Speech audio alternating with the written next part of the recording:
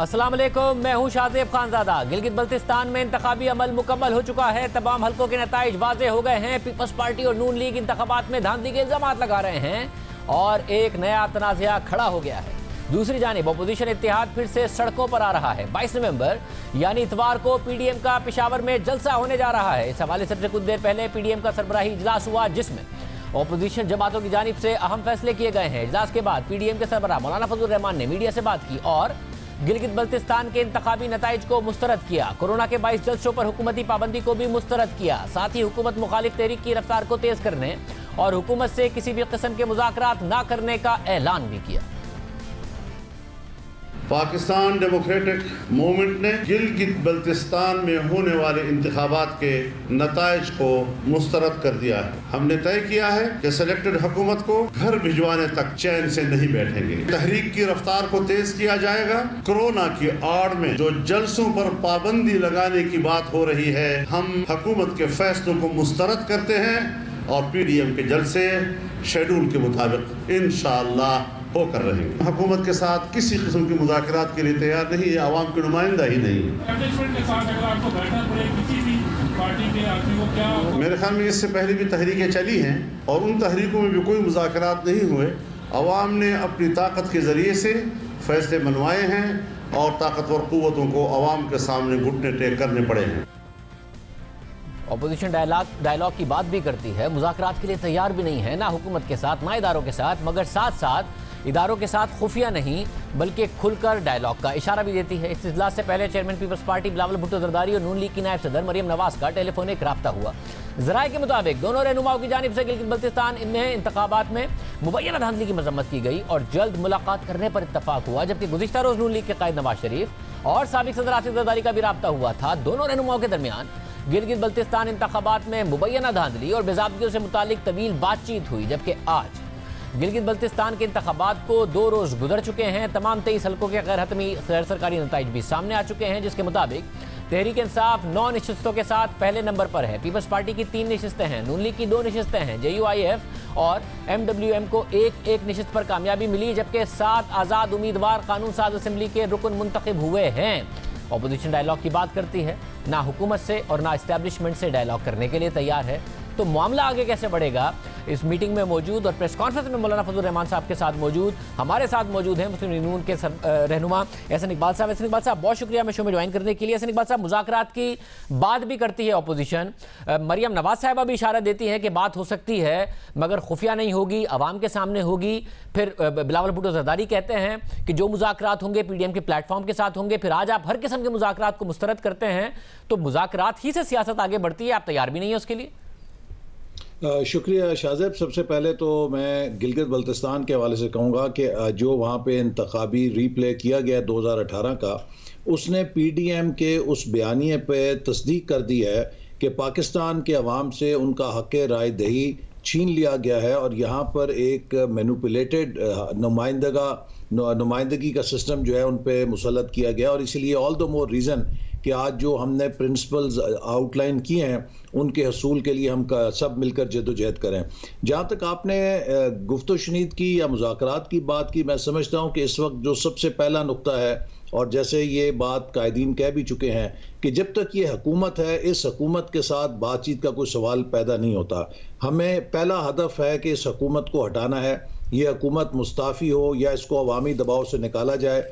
इसके बाद हम सब ये बात कह चुके हैं कि जो भी मुज़ाकरात होंगे वो पीडीएम की इजाज़त से, पीडीएम के प्लेटफॉर्म से, और हमारी ये राय है, हमने इस बात को कई दफ़ा कहा है कि सेनेट या पार्लियामेंट की सतह पे, और ख़ास तौर पे सेनेट, चूँकि कौमी असम्बली के स्पीकर तो बहुत मुतनाज़ा हो चुके हैं, एक ग्रैंड नेशनल डायलॉग की ज़रूरत है कि जहाँ पर सारे जो स्टेक होल्डर्स हैं वो बैठ के आइन की अमलदारी के ऊपर एक ज़ाब्ता अखलाक बना सकते हैं। लेकिन हुकूमत के साथ किसी किस्म की बातचीत का कोई सवाल नहीं पैदा होता।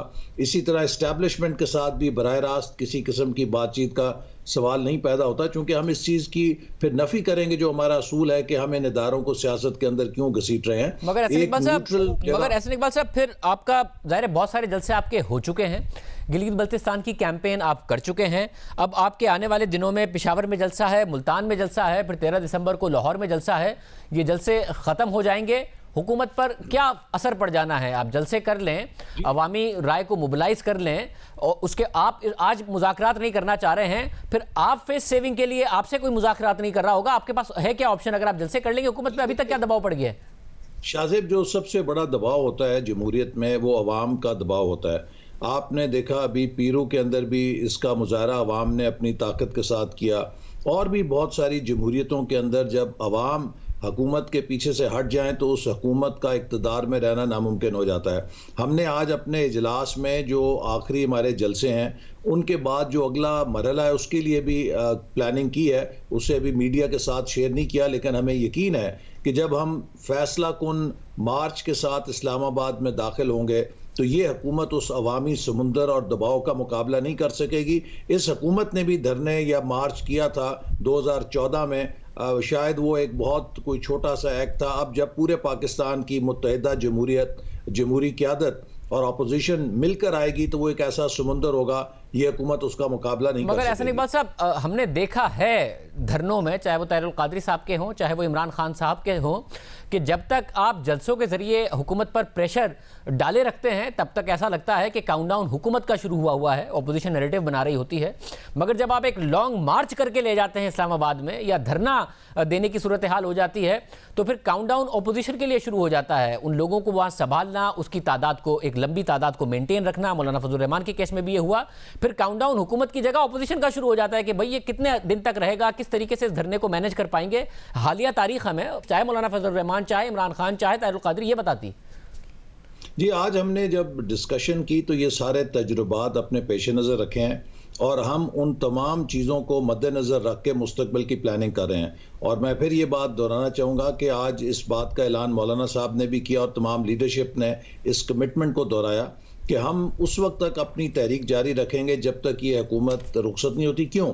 जहाँ एक तरफ मुल्क को कोविड-19 का सामना है, उससे ज़्यादा मुल्क कोविड-18 है जो 2018 के इलेक्शन में कौम के जिस्म में दाखिल की गई थी, जिसने मुल्क की मईशत को तबाह कर दिया है, मुल्क की सियासत को तबाह कर दिया है, मुल्क की खारजा पॉलिसी को तबाह कर दिया है। ये कश्मीर निकल गई है, ये लोगों की ज़िंदगी तबाह कर चुकी है, बिजली गैस के बिल, महंगाई बेकाबू है, बेरोज़गारी अरूज पे जा चुकी है। तो हमें इस कोविड-18 का भी तलाश करना है कोई हल, जो कि पाकिस्तान के जिस्म में एक इतना ख़तरनाक वायरस दाखिल हुआ है जो दिन ब दिन हमें तबाह कर रहा है। मगर ऐसे इकबाल साहब, कोविड-19 का आपने जिक्र किया, हुकूमत ने अपने जलसे और सारी सरगर्मियां ख़त्म कर दी हैं कि जी कोरोना बहुत तेज़ी से फैल रहा है, 7% का मस्बत रेट आ चुका है। प्रेस कॉन्फ्रेंस में मौलाना फजलुर रहमान ने कहा कि हुकूमत की ये बात हम मुस्तरद करते हैं कि हम अपने जलसे जुलूस ना करें, वो प्लान के मुताबिक होंगे। अब 7% का जो मस्बत रेट है वो एक रियलिटी है। 3% तक पाकिस्तान चला गया था, 2% तक बहुत तेज़ी से ये बढ़ा है। ऐसा नहीं है कि आहिस्ता आहिस्ता बढ़ा है, सर्दियाँ हैं, दुनिया भर में बढ़ रहा है। तो आप पाकिस्तानियों की जान को खतरे में डालेंगे आप, या आप मानेंगे हुकूमत की बात कि जी इतनी तेजी से फैल रहा है, हम नहीं करते अभी फिलहाल जलसे? देखिए, इसमें एक ये भी राय है कि हुकूमत इस चीज़ को पॉलिटिकली प्ले कर रही है। उन्होंने खुद अपने जलसे किए, अपने प्रोग्राम किए। अभी गिलगित बल्तिस्तान में इलेक्शन भी हुआ है जिसके अंदर बहुत ज़्यादा पब्लिक एक्टिविटी थी। ये सिर्फ खौफजदा हैं PDM के एहतजाज से। अब मैंने आपको कहा कि ये एक ट्रेड ऑफ है, जहाँ एक तरफ हमें इनफरादी ख़तरों का सामना है, वहाँ पे हमें एक इज्तमाही ख़तरे का भी सामना है। और मेरे नज़दीक और हमारी सारी क़यादत के नज़दीक कोविड-19 से वो कोविड-18 बहुत ज़्यादा मोहलिक है, जो पूरी कौम के जिस्म में दाखिल हो चुका है, जिसने मुआशी तबाही कर दी है, जिसने मुल्क की सियासत को तबाह कर दिया है।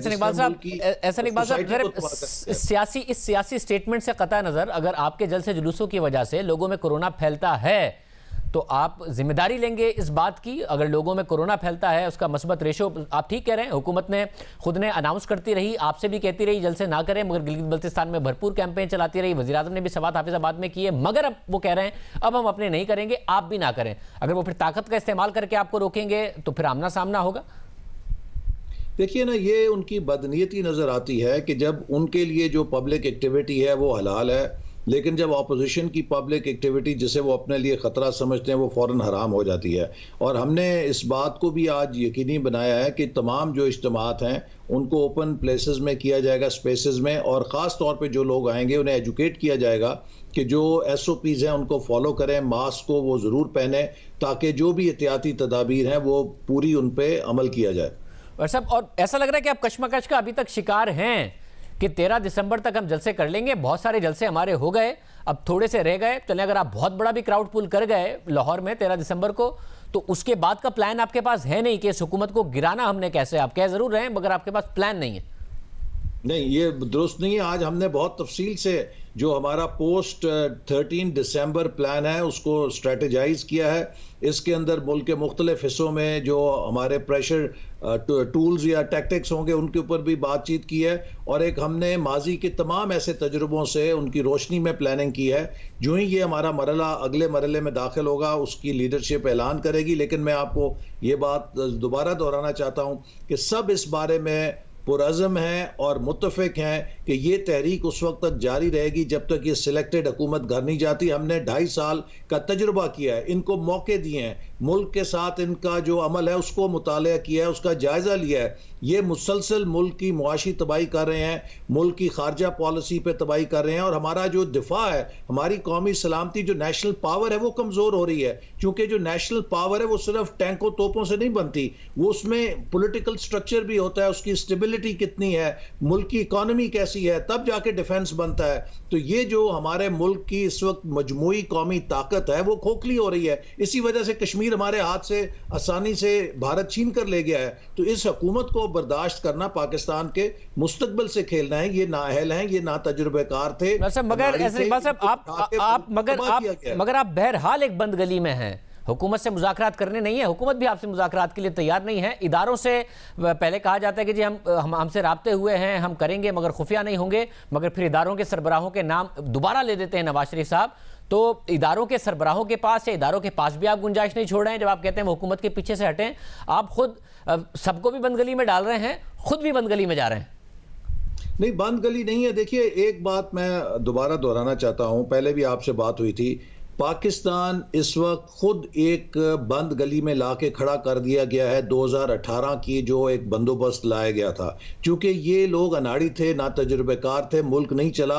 इस वक्त पाकिस्तान बंद गली में है। हमने पाकिस्तान को इस बंद गली से निकालना है, और पाकिस्तान को जो पिछले 72-73 साल का निज़ाम चल रहा है उससे निकालना है, उसके मलबे से, उसके बोझ से निकालना है। क्योंकि हम ये देख रहे हैं कि पाकिस्तान में मुसलसल 5-10 साल के बाद एक दोबारा क्राइसिस पैदा हो जाता है, जिसकी बुनियादी वजह यह है कि यहां पर एक बंदोबस्ती निजाम चल रहा है। यहां पे आइन के मुताबिक हुकूमत को नहीं चलने दिया जा रहा, ना आइन के मुताबिक जमहूरियत को चलने दिया जा रहा है। हर इदारे को अपना काम करना है, पार्लियामेंट अलहदा काम करे, जुडिशरी अपना काम करे, फौज अपना काम करे, अदलिया अपना काम करे, जो प्राइवेट सेक्टर अपना काम करे, मीडिया अपना काम करे। एक पॉजिटिव सिनर्जी आइन के तहत जो स्कीम है उसको हम क्रिएट करें। क्यों नहीं कर सकते? बांग्लादेश कर रहा है, इंडिया कर रहा है, दूसरे। बहुत शुक्रिया। हसन इकबाल साहब हमारे साथ मौजूद थे। अब अपोजिशन बहुत सारे इल्ज़ाम भी लगा रही है, आगे की बात भी कर रही है, मुज़ाकरात भी करने को तैयार नहीं है। हमारे साथ सीनियर सहाफ़ी और तज़कियाकार सुहेल वड़ाई साहब मौजूद हैं, जिन्होंने गिलगित बल्तिस्तान के इंतखाबात को भी करीब से वहाँ जाकर देखा। इसके अलावा ज़ाहिर है मुल्क की सूरत हाल पर एक बहुत ही अहम तज्ज़िया उनका होता है, उनसे बात करते हैं। सुहेल वड़ाई साहब, बहुत शुक्रिया हमें शो में ज्वाइन करने के लिए। सुहेल वड़ाई साहब, आपने गिलगित बल्तिस्तान के इंतखाबात को बड़ा करीब से देखा। दो इल्ज़ाम हैं अपोजिशन के, एक प्री पोल रिगिंग का कि जी हमारे लोग तोड़े गए, ये सारे के सारे मामलात हुए, उसके अलावा कुछ रिगिंग हुई, और फिर दूसरा इलेक्शन डे रिगिंग की भी ये बात कर रहे हैं। आपने करीब से देखा, आपके ख्याल में यही एक्सपेक्टेड था, यही नतीजा आना था, या वाकईतन धांधली हुई है? मेरा ख्याल है कि यही नतीजा मुतवक्को था। एक तो हमेशा से ये रवायत है कि फेडरल गवर्नमेंट जिसकी हो, इस्लामाबाद में जो बैठा हो उसी की गवर्नमेंट बनती है। और दूसरा, प्री पोल अगर रिगिंग की बात मानी जाए तो वो तो दुरुस्त है, क्योंकि 5 लोग पीटीआई में गए, 4 तो डायरेक्ट के, 2-3 आज़ाद खड़े हो गए। तो जो इलेक्टेबल्स थे बिल्कुल उसी पैटर्न से जैसे 2018 का पैटर्न था वो गए।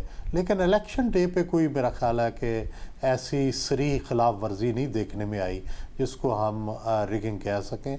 लेकिन ओवरऑल डेफिनेटली जो प्री पोल जितने टैक्टिक्स थे वो आजमाए गए। पीपल्स पार्टी के उम्मीदवार नाअहल भी हुए, उनके लिए भी मुश्किलात खड़ी की गई। मुस्लिम लीग नून के लिए भी काफ़ी मुश्किलात जो हैं वो खड़ी की गई।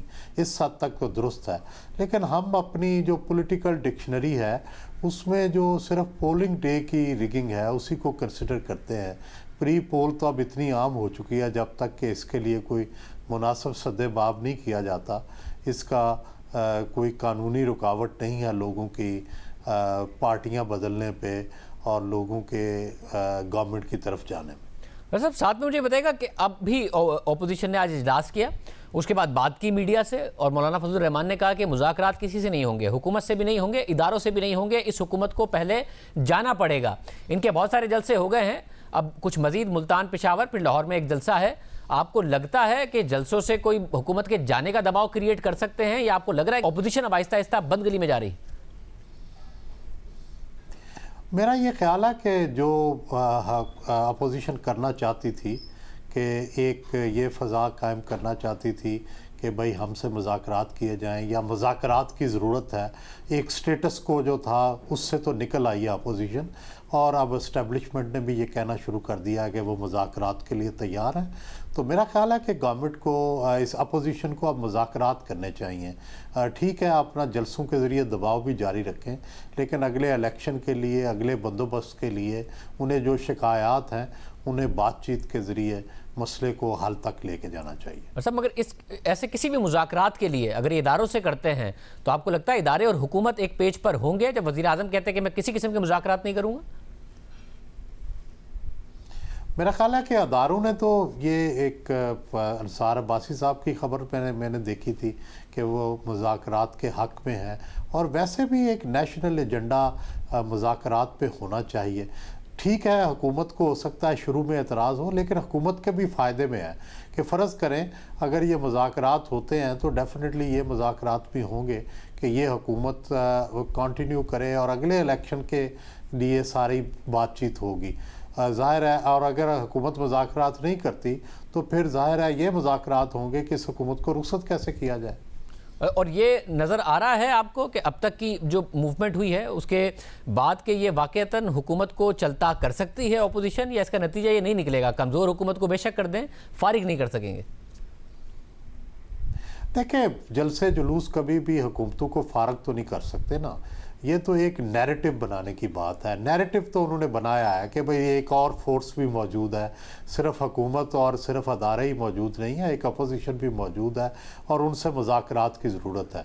और वो हमने देखा कि बिलावल भुट्टो ज़रदारी साहब ने जब कराची का मामला उठाया तो चीफ़ को उनकी बात सुननी पड़ी और उस पर इंक्वायरी करनी पड़ी। इसी तरह कैप्टन सफदर का जो वाक़या है उसकी इंक्वायरी हुई। तो बुनियादी बात यह है कि उन्होंने अपनी मौजूदगी का एहसास दिलाया है, लेकिन इससे आगे क्या हो, इसके आगे ज़ाहिर है मुज़ाकरात ही हो सकते हैं या फिर वायलेंस का रास्ता है। अपोजिशन अभी इस काबिल भी नहीं है कि वो वायलेंस या बराह रास्त एजुटेशन का रास्ता अपनाए। वो एक दबाव पैदा कर सकते थे, दबाव पैदा करने में वो कामयाब हुए और उस दबाव के नतीजे में कराची के इंसिडेंट की इंक्वायरी भी हुई और मुज़ाकरात के लिए एस्टेब्लिशमेंट की तरफ से हाँ भी आई। अब अगला स्टेप ज़ाहिर है अपोजिशन ने लेना है कि अगर तो वो सिर्फ एजिटेशन की तरफ जाते हैं, सिर्फ एग्रेशन की तरफ जाते हैं, तो ज़ाहिर है एस्टेब्लिशमेंट भी इस पे तैयार नहीं होगी और ना ही हुकूमत तैयार होगी। लेकिन अगर कोई मुज़ाकरात का रास्ता खोलते हैं तो इससे अल्टीमेटली हुकूमत के लिए भी परेशानी होगी कि अगर एस्टेब्लिशमेंट और अपोजिशन को मुज़ाकरात करते हैं और अगर हुकूमत भी मुज़ाकरात में शामिल होती है तो सारे सिस्टम के लिए फ़ायदेमंद होगा। बहुत शुक्रिया सुहेल भाई साहब का तज़िया आपने सुना। प्रोग्राम में एक ब्रेक शामिल करते हैं और हम पर बात करेंगे ब्रेक के बाद।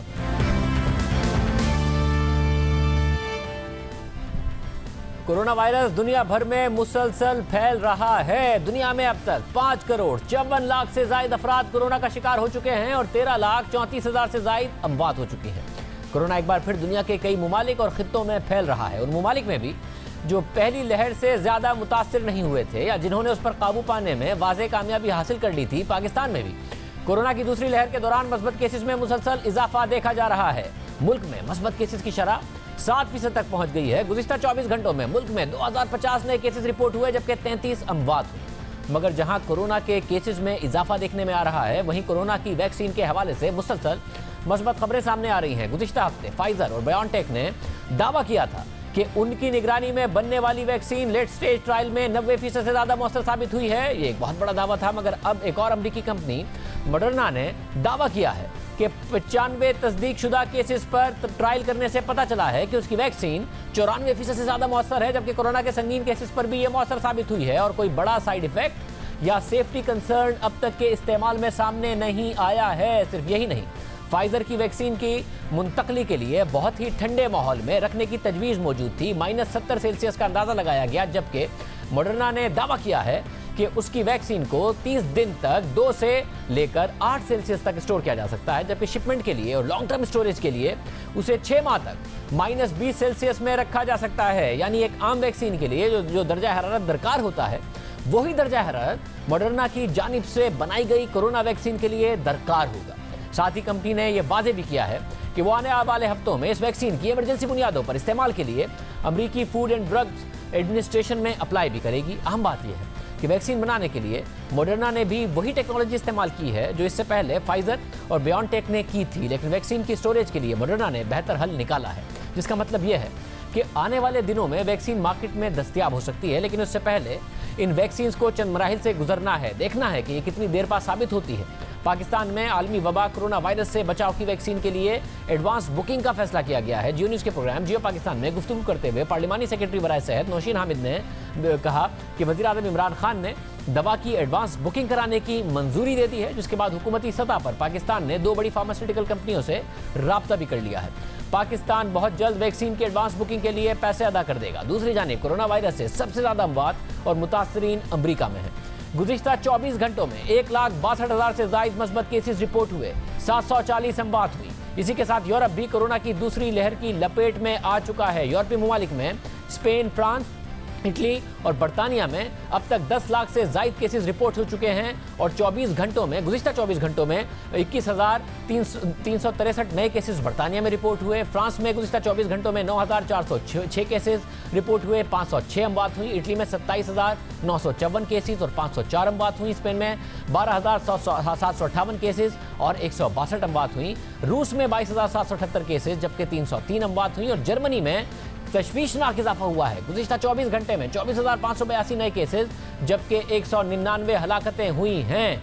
दूसरी लहर शिद्दत से फैल रही है। ज़्यादा खदशात इज़हार किया जा रहा है कि पहली लहर से भी ज़्यादा खतरनाक हो सकती है। पाकिस्तान में फैसले किए गए हैं। हमारे साथ NCOC के सरबराह और वफाकी वज़ीर असद उमर साहब मौजूद हैं। असद उमर साहब, बहुत शुक्रिया हमें शो में ज्वाइन करने के लिए। असद उमर साहब, क्या जो इस वक्त आप ट्रेंड देख रहे हैं, पहली लहर का भी आपने ट्रेंड देखा, उसको कम होते भी देखा, अब आपको लग रहा है कि जिस तरह मई में बहुत बुलंद सतह पर पाकिस्तान के मस्बत केसेस चले गए थे, अस्पताल में जो मामला हुआ, हम खुदा ना खास्ता उसी तरफ जा रहे हैं?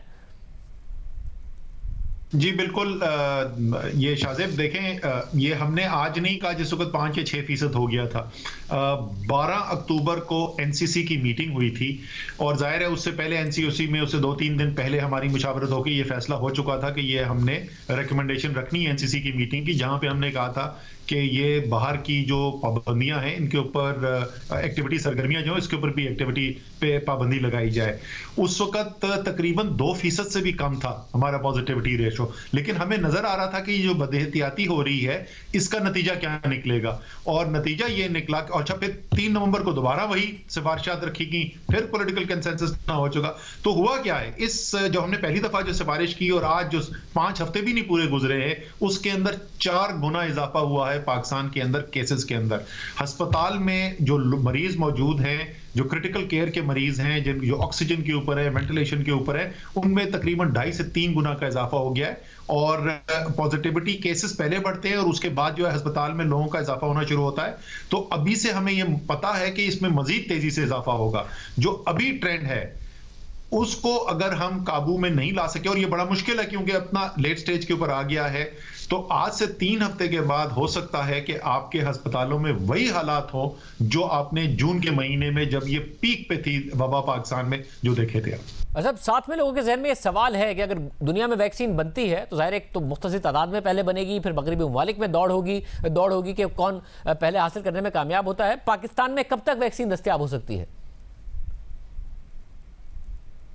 देखिए, इसके अंदर 2 चीजें, एक तो जो आपने पूछा था बाकी दुनिया में के अंदर भी क्या हुआ, वो भी मैं आपको बता दूं कि यूरोपियन ममालिक के अंदर अगर आप देखें तो जो सेकंड वेव, जो दूसरी लहर आई हुई है आजकल, उसमें जो रोजाना केसेस हो रहे हैं वो पहली लहर से 2 गुना से भी ज्यादा हैं। तो ये सिर्फ ये नहीं कि जितना हम पहले खराबी देख चुके हैं उतनी खुदा न खास्ता हो जाए, उससे ज्यादा हालात खराब भी हो सकते हैं। अब उन्हीं ममालिक के अंदर अगर आप देखें कि इसके बावजूद कि ये वैक्सीन की अनाउंसमेंट हो चुकी है, इस वक्त जो है इंग्लैंड ने 1 महीने का लॉकडाउन अनाउंस किया हुआ है, फ्रांस के अंदर लॉकडाउन हैं, स्पेन में, इटली में और जर्मनी में भी एक महदूद हद तक लॉकडाउन अनाउंस हुए हैं।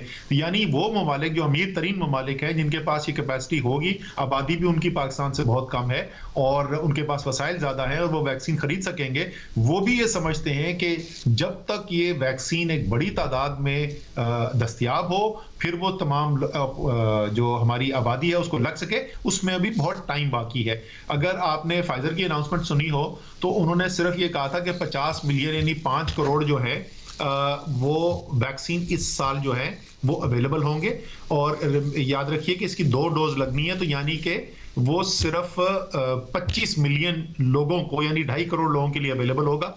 दुनिया की आबादी जो है वो 7,000 मिलियन है। सो ये तो बहुत ही एक छोटा हिस्सा बनता है। हमारे जो माहिरीन हैं उनका तज्जिया ये है कि पाकिस्तान जैसे ममालिक के अंदर बड़ी तादाद में वैक्सीन दस्तयाब होना जो है वो अगली गर्मियों से पहले नहीं होगा। साहब, आप बहुत पहले से कह रहे थे कि जलसे जुलूस नहीं होने चाहिए, एहतियात करें, मगर खुद तहरीक इंसाफ ने इस बात की पासदारी नहीं की। वज़ीर आज़म ने खुद ने सवात में जलसा किया, फिर हाफिज़ाबाद में जलसा किया, जहाँ पीपल्स पार्टी और नून लीग जलसे कर रहे थे, गिलगित बल्तिस्तान में भी कैंपेन चला रहे थे, तहरीक इंसाफ ने भी किया। फिर काबीना में फैसला हुआ कि अब तहरीक इंसाफ जलसे जुलूस नहीं करेगी, मगर उसके बावजूद आखिर तक गिलगित बल्तिस्तान में तहरीक इंसाफ ने भी कैंपेन की, नून लीग और पीपल्स पार्टी ने भी की। अब अपोजिशन कह रही है, जब फैसला किया गया है कि आप लोग अपने जलसे नहीं करेंगे, कि जी हम तो करेंगे, तो किस तरह मैनेज करेंगे? देखिए, एनसीसी का तो फैसला है कि कोई भी बाहर की गैदरिंग, कोई भी एक्टिविटी, सरगर्मी जिसके अंदर एक जगह पे 300 से ज़्यादा लोग मौजूद हों, इकट्ठा होने की ज़रूरत हो, वो उसको इजाज़त नहीं दी जाएगी। अब वो ज़ाहिर है उसकी इम्प्लीमेंटेशन जो है वो सूबाई हुकूमतों के ज़रिए होती है और जो सिंध की हुकूमत की राय थी हमारे पास जो आई भी है उनके पास लिख के, वो यही कहते हैं कि बाहर की सरगर्मियों के ऊपर कोई पाबंदी ना हो, क्वांटिटेटिव रिस्ट्रिक्शन यानी कोई मैक्सिमम तादाद ना दी हो उसके अंदर। वो सिर्फ कहते हैं कि जो एवेन्यू है वहां पे 50% से ज्यादा की कैपेसिटी नहीं। अब मुझे बताएं, आप कराची में हैं, शारे फैसल की कैपेसिटी क्या है? मतलब 50% तो मैं शारे फैसल के ऊपर 5 लाख लोग भी खड़े कर दूं तो फिर भी मैं ये कह सकता हूं कि ये कैपेसिटी नहीं है। और दूसरी, चाहे वो तहरीक इंसाफ हो या कोई सियासी पार्टी हो पाकिस्तान की, ये मुमकिन ही नहीं है कि जैसे ही आपके तादाद जो है वो 10,000, 15,000, 30,000 की लेवल पे पहुंच जाए कि कोई SOP वहां पे हो सके। ये नामुमकिन है। तो उसका वाहिद हल सिर्फ यही है कि तादाद को लिमिट किया जाए। अच्छा, ये ज्यादा जरूरी क्यों है? ये ज्यादा जरूरी इसलिए है कि वबा का फैलाव बराह रास्त तो है ही है इन एक्टिविटीज से, लेकिन उससे अहम चीज ये है कि पैगाम मुल्क को क्या मिल रहा है। मैं कैसे किसी को जाके बोलूं कि तुम अपने कारोबार के अंदर ये बंदिश लगा लो और इसको, हालांकि तुम्हारा रोजगार चला जाता है, तुम मान जाओ ये बात, लेकिन कौमी लीडरशिप जो है वो अपनी सियासत के लिए जो है वो कोई अपने ऊपर कदम लगाने को तैयार नहीं है। तो अगर हम संजीदा हैं, अगर हम चाहते हैं कि पाकिस्तान के लोग एहतियाती तदाबीर पर अमल करें जिससे पाकिस्तानियों की सेहत की हिफाजत हो, जान की हिफाजत हो और उनकी रोजगार की हिफाजत हो, तो हमें लीडर होते हुए सबसे पहले अपने ऊपर यह कदम लगानी पड़ेगी। मतलब इस सवाल का सामना इस्लामाबाद हाई कोर्ट में हुकूमत को करना पड़ा जब अदालत ने कहा कि हुकूमत खुद जलसे कर रही है और इंडोर शादी हॉल्स पर पाबंदी लगा रही है। अब जब हुकूमत ये कह रही है कि ना करें, हम नहीं करेंगे, अपोजिशन भी ना करे, अपोजिशन नहीं मान रही है, तो इसको क्या अब जबरदस्ती इन्फोर्स किया जाएगा? देखें, पाबंदी तो एनसीसी ने अप्रूव कर दिया। अब तो सवाल सिर्फ ये है कि उस पाबंदी को लागू करने के लिए क्या रास्ता इख्तियार किया जाएगा। क्या रियासत ताकत इस्तेमाल करने के लिए तैयार है या सियासी लीडरशिप जो है वो खुद ही इस फैसले को कबूल कर लेगी? जिस तरीके से बाकी सारी कौम ने बड़ी मुश्किल फैसले, लोगों की रोजगार छिन गई, लोगों के कारोबार बंद हो गए और सबने मान लिया इसलिए कि हुकूमत कहती थी और लीडरशिप कहती थी कि ये जरूरी है, तमाम पाकिस्तान की सेहत के ख्याल रखते हुए, लोगों का रोजगार ख्याल रखते हुए ये जरूरी है। इतनी मुश्किल आपने लोगों से तकलीफें बर्दाश्त करवाई, उन्होंने अपनी कुर्बानी दी, अपनी आमदनी की, और अब किस तरीके से पाकिस्तान का कोई लीडरशिप खड़ा होकर ये कह सकता है कि मैं तो अपना काम अब नहीं रोकूंगा, मेरा कारोबार जो है वो तो नहीं रोकेगा, लेकिन तुम अपना कारोबार रोक दो? ये मुमकिन नहीं है, नहीं हो सकेगा। सो मेरे ख्याल में तो हुकूमतों को अब ये इन्फोर्स कराना पड़ेगा। उसके बाद वो जाहिर है वो ये बोला जाएगा कि ये सियासी बुनियाद पे हो रहा है या नहीं हो रहा, लेकिन हुकूमतों का काम होना चाहिए, तनकीद बर्दाश्त करनी चाहिए। मेरे ख्याल में इसमें भी तनकीद बर्दाश्त करनी पड़ेगी। बहुत शुक्रिया सुमर साहब की गुफ्तगू आपने सुनी। प्रोग्राम में ब्रेक शामिल करेंगे, उसके बाद जिक्र होगा कि ईरान और सऊदी अरब दोनों की नजरें इस वक्त अमेरिका की तरफ है, अमेरिका की नई इंतजामिया की तरफ है जो आएगी। क्या होगा, बात करेंगे एक ब्रेक के बाद। अमेरिकी इंतखाबात में जो बाइडेन 306 इलेक्टोरल वोट्स के साथ वाज़ेह बढ़तरी लेने में कामयाब हो गए हैं, जबकि ट्रंप अब तक सिर्फ 232 इलेक्टोरल वोट्स हासिल कर सके हैं, मगर शिकस्त तस्लीम करने को तैयार नहीं है। मुसलसल धांधली का इल्जाम लगा रहे हैं और कानूनी चाराजोई की बातें कर रहे हैं, मगर इलेक्टोरल वोट्स में जो बाइडेन की वाज़ेह बढ़तरी के बाद तमाम ममालिक अमेरिका के साथ अपनी खारजा पॉलिसी का जायजा ले रहे हैं, क्योंकि कई ममालिक और मामलात से मुताल्लिक ट्रंप और जो बाइडेन की पॉलिसी एक दूसरे से बिल्कुल मुख्तलिफ है। लेकिन सबसे अहम मामला मशरिक वुस्ता का है, जिसने ट्रंप दौर में कई तब्दीलियां देखी, कई उतार चढ़ाव का सामना किया। सऊदी अरब और इत्तेहादी ममालिक जो डोनाल्ड ट्रंप के सदारती दौर में अमेरिका के करीब थे और करीब हो गए थे, उसके अहम इत्तेहादी ममालिक थे, वो डोनाल्ड ट्रंप की शिकस्त के बाद अमेरिका के साथ अपने खारजा ताल्लुकात का दोबारा से जायजा ले रहे हैं। जबकि ईरान, जिसके साथ डोनाल्ड ट्रंप ने अमेरिका के ताल्लुकात महदूद कर दिए, ख़राब हो गए, मज़ीद ख़राब हो गए, उसके साथ जौहरी मुआहदा मनसूख कर दिया, उस पर आलमी पाबंदियाँ लगा दी, वो इस सदारती तब्दीली को एक उम्मीद के तौर पर देख रहे हैं। ईरानी अवाम पर उम्मीद है कि नए सदर जो बाइडेन के आने के बाद अमेरिका ईरान के साथ जौहरी मुआहदे की डील दोबारा बहाल कर देगा, जो सदर ओबामा के दौर में दोनों ममालिक के दरमियान हुई थी। और इस वक्त नौ मुंतखब अमरीकी सदर जो बाइडेन उस वक्त अमेरिका के नायब सदर थे। सिर्फ यही नहीं, बराक ओबामा के सदारती दौर के आखिर में अमेरिका और सऊदी अरब के दरमियान यमन जंग के मौजू पर कुछ इख्तिलाफात पैदा हुए थे। ट्रंप दौर में उसमें वाज़ेह बेहतरी आई। अमेरिका और सऊदी अरब के दरमियान ताल्लुकात की बहाली के लिए डोनाल्ड ट्रंप ने अपने पहले सदारती दौरे के लिए सऊदी अरब को चुना, जहां दोनों ममालिक के दरमियान असलहे के अलावा अहम तिजारती मुआहदों पर दस्तखत किए गए। इसके बाद ट्रंप इंतजामिया और सऊदी खानदान के दरमियान कुर्बत मजीद बढ़ती चली गई। दोनों ममालिक एक दूसरे के इतना करीब आ गए कि मशरिक वुस्ता में अमेरिका और सऊदी अरब की पॉलिसी मुश्तरक नजर आने लगी। ट्रंप इंतजामिया और शाही खानदान की कुर्बत का सबसे ज्यादा नुकसान ईरान को हुआ। ट्रंप इंतखाबी मुहिम में भी ईरान के खिलाफ बात कर रहे थे, जौहरी मुआहदा खत्म करने का इंदिया देते रहे। फिर ट्रंप ने सदारत में आने के बाद जौहरी मुआहदा खत्म करते हुए ईरान पर नई पाबंदियां लगा दी, जिससे न सिर्फ ईरान की मईशत मजीद तबाह हो गई, बल्कि ईरान आलमी सतह पर भी मजीद तनहा हुआ। वहीं अमेरिका ने सऊदी अरब की यमन जंग में मुदाखलत पर भी मजम्मत नहीं की। सऊदी अरब ने अमेरिका की पॉलिसियों का खैर मकदम किया। दोनों ममालिक एक दूसरे के करीब आते गए, इस कदर करीब आए कि इत्तेहादी अरब ममालिक ने इसराइल को अलग रियासत तस्लीम करते हुए उसके साथ ताल्लुकात कायम किए, मगर सऊदी अरब ने ऐसा नहीं किया। मगर ट्रंप सऊदी अरब और दीगर ममालिक की तरफ से भी ऐसे ही इक़दाम की उम्मीद का इजहार करते रहे, जिसके बाद ट्रंप इंतजामिया की तरफ से ये उम्मीद भी जाहिर की जाने लगी कि सऊदी अरब समेत दीगर मुस्लिम ममालिक भी इसराइली रियासत को तस्लीम कर लेंगे।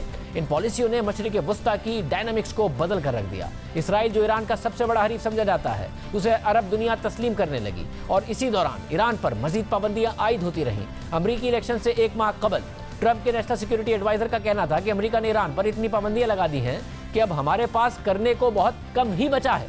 ट्रंप दौर में जहां सऊदी अरब मशरिक वुस्ता में एक की प्लेयर के तौर पर देखा गया, तो वहीं सऊदी अरब की तरफ से इंसानी हुकूक की खिलाफवर्जियों पर भी अमेरिका खामोश रहा। 2 साल पहले तुर्की में सऊदी सिफारत खाने में अरब सहाफ़ी जमाल खशोगी को जालिमाना तरीके से कत्ल किया गया, जिसकी पूरी दुनिया की जानिब से मजम्मत की गई। फिर यह भी साबित हो गया कि सऊदी हुकूमती अहलकार इस कत्ल के पीछे थे और इसमें सऊदी वली अहद मोहम्मद बिन सलमान का नाम भी लिया जाता रहा।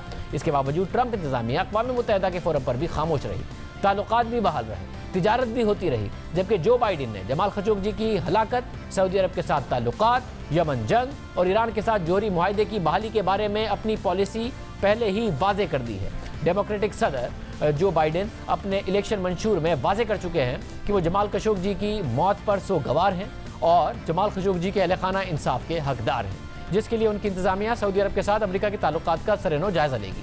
जो बाइडेन के मुताबिक अमेरिका इत्तेहादी ममालिक के साथ ताल्लुकात में इंसानी हुकूक और जमहूरी इक़दार की बालादस्ती की कमिटमेंट पर कभी समझौता नहीं करेगा। अब पूरी दुनिया की नज़रें व्हाइट हाउस पर हैं, जिसमें अगले 4 साल तक जो बाइडेन बैठने वाले हैं, मगर इलेक्शन के वादों और फिर अमली तौर पर हुकूमती पॉलिसीज़ में फ़र्क होता है।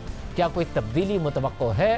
खासतौर पर मशरिक वुस्ता में क्या तब्दीलियाँ आ सकती हैं? इस हवाले से बात करेंगे। मशरिक वुस्ता के उमूर के माहिर कामरान बुखारी साहब हमारे साथ मौजूद हैं। बुखारी साहब, बहुत शुक्रिया। बुखारी साहब, आपको लगता है सऊदी अरब के हवाले से कोई पॉलिसी बदलेगी? इलेक्शन के वादे अलग थे, अमली तौर पर कुछ और होगा?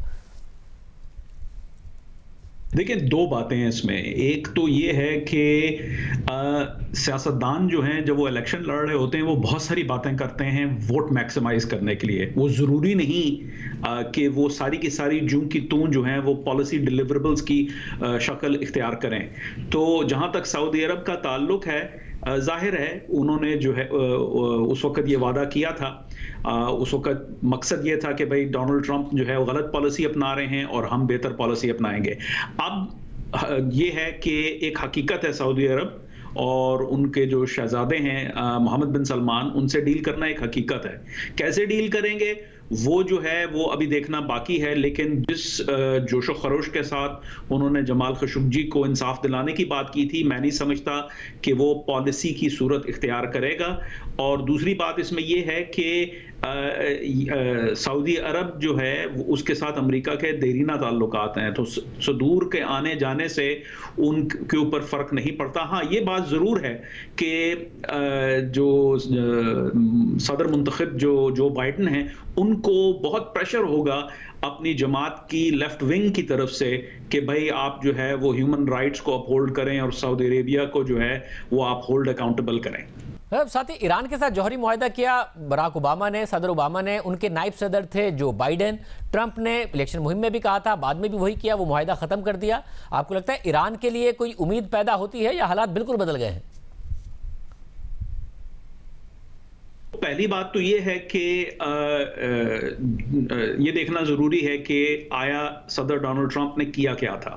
हाँ, जहां तक स्टाइल का ताल्लुक है, जहां तक जो है वो अपना जो एटमॉस्फेरिक्स हैं उसमें तो जाहिर है झुकाव ऐसा लगता था कि जो है वो सऊदी अरब की तरफ है और ईरान से हट के है, क्योंकि उन्होंने वो उसके बरखिलाफ जाना था जो कि सदर ओबामा ने किया था। ये उनकी पॉलिटिकल नीड थी। लेकिन जियोपॉलिटिक्स इस तरह नहीं चलती। जियोपॉलिटिक्स में अगर आप जरा बारीकी से देखें, सदर डोनाल्ड ट्रंप भी कह रहे थे कि भाई हम मुज़ाकरात करेंगे ईरान के साथ, बहुत सारी बातचीत हुई और वो जो है पाया तक मील तक नहीं पहुंची, लेकिन उनका भी मकसद बातचीत करना था। हाँ, अब सवाल ये उठता है कि सदर जो बाइडेन जो हैं वो जब हल्फ उठाएंगे उसके बाद ईरान के साथ वो कैसे पेश आएंगे। देखें, वो जो पुरानी न्यूक्लियर डील थी JCPOA के नाम से, उस पे जाना तो बहुत जो है ना मुश्किल है, क्योंकि हालात तब्दील हो चुके हैं। ये डोनाल्ड ट्रंप ने जो कुछ किया है उसकी वजह से नहीं है, कुदरती तौर पे जो है अब हम वहां नहीं हैं जहां पर न्यूक्लियर डील हुई थी। अब एक नया हालात हैं, बीच में बहुत सारे जो है ना वाकयात रूनुमा हुए हैं, ईरानियंस की पोजीशन बदल गई है, अमेरिका की पोजीशन बदल गई है, तो दोबारा से रीनेगोशिएट करना पड़ेगा। तो मैं समझता हूं कि अगर इस लिहाज से देखा जाए तो जो बाइडेन भी दोबारा से रीनेगोशिएट करेंगे। हाँ, उनको ये होगा कि भाई जो है जितने हम दोबारा से वापस ईरान न्यूक्लियर डील की जानिब जा सकते हैं उस हद तक जाएं, लेकिन उनको भी मालूम है कि वो जूं का तूं जो है स्टेटस को एंटी पे जाना बहुत मुश्किल है। वैसे इसराइल के लिए ट्रंप दौर ज़ाहिर है बहुत ज़्यादा मस्बत रहा, अरब मुमालिक ने ताल्लुकात बहाल करना शुरू किए। आपको लगता है बाइडेन के आने से कोई तब्दीली आएगी या ये सिलसिला मजीद जारी ही रहेगा? नहीं, इसमें तो कोई रिवर्सल नहीं होगा, क्योंकि देखें ये तो जियोपॉलिटिक्स है, इसका ना ताल्लुक ट्रंप के साथ है और ना ही बाइडेन के साथ है। इसका किसी वो फर्द वाहिद या पर्सनैलिटी से कोई ताल्लुक नहीं, ना ही किसी पार्टी से कोई ताल्लुक है। ये तो एक खित्ते की जियोपॉलिटिक्स है जो कि UAE और जो अरब ममालिक हैं वो अपने आप को बेसिकली सैंडविच पाते हैं। ईरान एक जानिब है, तुर्की दूसरी जानिब है और खित्ते के हालात भी बहुत ही नाजुक हैं। तो उसमें जो है वो अमेरिका की उनको मुआवनत ज़रूर थी, लेकिन ऐसा नहीं है कि अगर अमेरिका की मुआवनत ना होती तो ये खुद ना कर रहे होते। तो मैं समझता हूं कि सदर जो बाइडेन की इंतजामिया इससे पीछे नहीं हटेगी, इसको बेहतर बनाने की कोशिश करेगी, इस पर बिल्ड करने की कोशिश करेगी। हाँ, उनके ऊपर दबाव जरूर होगा, क्योंकि उनका वोट बैंक जहां से आता है वहां पे जो है वो फलस्तीनियों के लिए बहुत बड़ा नरम गोशा पाया जाता है। तो उस वजह से मैं समझता हूं कि उनको फलस्तीनियों को भी बीच में पिक्चर में लाना में पड़ेगा, लेकिन वहां पर और मसाइल दरपेश होंगे, क्योंकि फलस्तीनी आपस में जो है मुतनाज़ा सूरत हाल का शिकार हैं। और फिर इसराइल और फलस्तीनी तनाज़ा जो है अगर उसने अनकरीब हल होना होता तो कई साल पहले हो चुका होता, कई दिहाइयां पहले। ये बहुत ही पेचीदा मसला है। बहुत शुक्रिया, गुफ्तगू आपने सुनी। एक और आप खबर, इस पर बात करेंगे एक ब्रेक के बाद। लाहौर हाई कोर्ट ने तोशाखाना में जमा होने वाले सरकारी तहाइफ की नीलामी को गैर कानूनी करार देते हुए 25 नवंबर को होने वाली नीलामी को रोकने का हुक्म दे दिया है। Chief justice Lahore high court justice Mohammad Qasim Khan की सरबराही में होने वाली समाअत में दरख्वास्त गुजार ने मौक़िफ़ इख्तियार किया कि सदर मुमलिकत, वुज़रा और आला हुक्काम को मिलने वाले सरकारी तहाइफ जो तोशाखाना में जमा होते हैं उनकी गैर कानूनी, इम्तियाजी और खुफिया नीलामी जारी है। इस नीलामी को खुफिया रखते हुए इसमें शमूलियत के लिए आवाम के बजाय सिर्फ सरकारी अफसरान को ही खतूत लिखे गए। समाअत के दौरान डिप्टी अटॉर्नी जनरल ने मौका अख्तियार किया कि नीलामी की कार्रवाई रूल्स के तहत अमल में लाई जा रही है। इस पर जस्टिस मोहम्मद कासिम खान ने रिमार्क दिए कि ये तो वही मिसाल बन गई कि अंधा बांटे रेवड़ियां, वो भी अपनों में। जस्टिस कासिम खान ने पूछा कि नीलामी के लिए इश्तिहार दिया गया या नहीं, या सिर्फ अफसरान को खतूत लिखे गए हैं। जस्टिस कासिम खान ने मजीद रिमार्क दिए कि ये गिफ्ट सिर्फ ब्यूरोक्रेट्स को दिए जा रहे हैं, क्या बाकी यहाँ कीड़े मकोड़े रहते हैं। Chief justice Lahore high court ने नीलामी के तरीक़ाकार को आइन की दफ़ा 25 की खिलाफ वर्जी करार देते हुए अटॉर्नी जनरल से 9 दिसंबर तक जवाब तलब कर लिया है। साथ ही अदालत ने 25 नवंबर को होने वाली नीलामी रोकने का हुक्म भी दे दिया है। हुकूमत ने 26 अक्टूबर को तोशाखाना की मुख्तलिफ अशिया की नीलामी का ऐलान किया और ये कहा गया कि इस नीलामी में सिर्फ वफाकी सरकारी अफसरान और मुसल्ह अफवाज के अफसरान ही हिस्सा ले सकते हैं। ये ऑक्शन 25 नवंबर को होना था, मगर लाहौर हाई कोर्ट ने इस ऑक्शन को रोकने का हुक्म दे दिया है और हुकूमत से जवाब तलब कर लिया है। इजाज़त दीजिए, अल्लाह हाफ़िज़।